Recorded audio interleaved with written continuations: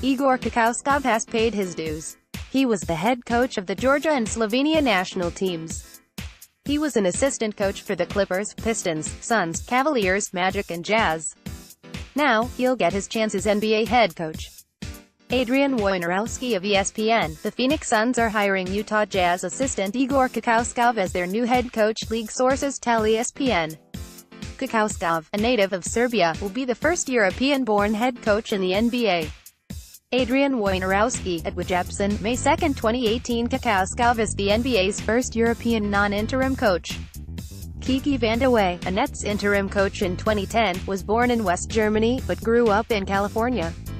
After growing up in Europe and having to convince NBA teams he was more than just a mentor for foreign players, Kokoskov is a trailblazer. In Phoenix, he'll try to develop a young core led by Devin Booker, Josh Jackson, Dragan Bender and Mark Chris are far more raw. Kokoskov will also need time to learn his new role. This is a hire that suggests patience. Let Kokoskov focus on what he does best, teaching, while he learns other aspects of being an NBA head coach.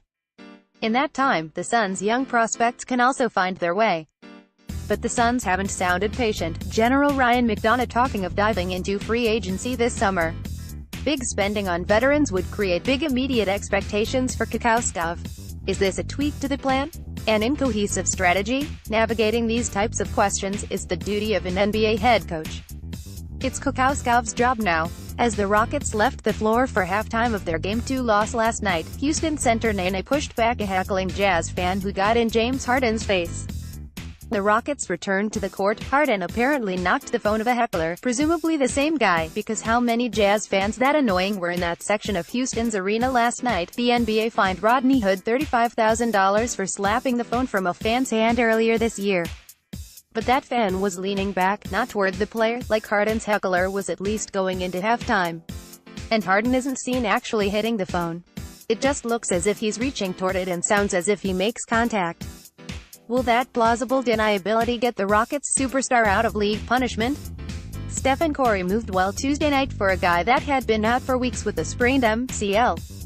Curry scored 28 points, grabbed 7 rebounds, hit 5 of 10 from 3, was 3 of 5 on contested shots, and was effective both as the pick-and-roll ball handler and coming off screens. He never really tried to explode off his left leg in his first game back, but he also didn't need to. He changed the game with his presence. And Curry is done coming off the bench. Warriors coach Steve Kerr confirmed that on a Bay Area radio show Wednesday, as reported by Drew Scheller on NBC Sports Bay Area. "Oh yeah, he'll start Game 3, Kerr told Damon Bruce of 95.7 The Game. "You don't keep a guy like that on the bench for long. Now that the focus shifts and there's a few days until the next game, he's gonna play a few more minutes, so he'll be in the starting lineup." Of course, this is not a surprise. The potential surprise is, what does this starting 5 look like with Curry in this series? We know 4 of them will be Curry, Klay Thompson, Draymond Green, and Kevin Durant, but who gets the 5th spot?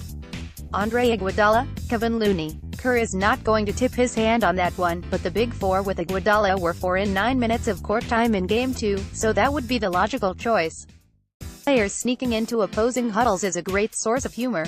Jazz forward Joe Ingles turned the tables on James Harden, actually inviting the Rockets superstar into the Utah huddle during the Jazz's Game 2 win last night.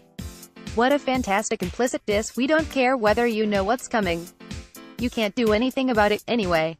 When it got to the fourth quarter, LeBron James and the Cleveland Cavaliers were flowing, relaxed and attacking. They looked like a team comfortable with pressure and big moments.